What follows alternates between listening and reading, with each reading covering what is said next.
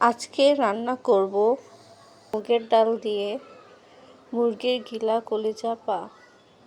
প্রথমে পেঁয়াজ ভেজে এতে গরম মশলা দিয়ে দিব। এরপর হলুদ গুঁড়া, মরিচ গুঁড়া, লবণ, আদা বাটা, জিরা বাটা, ধনিয়া গুঁড়া দিয়ে ভালো মতো কষিয়ে নিব।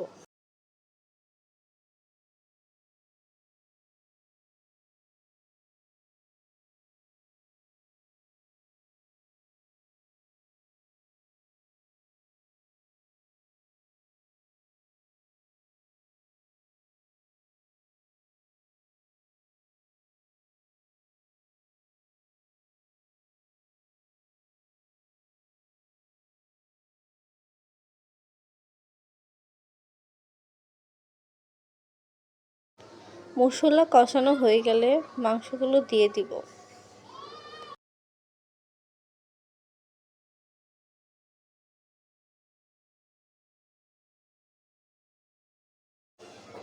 মাংস কিছুক্ষণ রান্না হওয়ার পর মুগ ডাল এবং আলু দিয়ে দিব।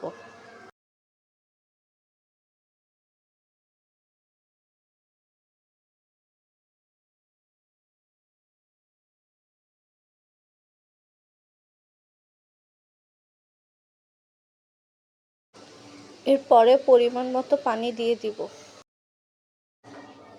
রান্না হয়ে গেল মজাদার মুগ ডাল দিয়ে মুরগির গিলা কলিজা পা।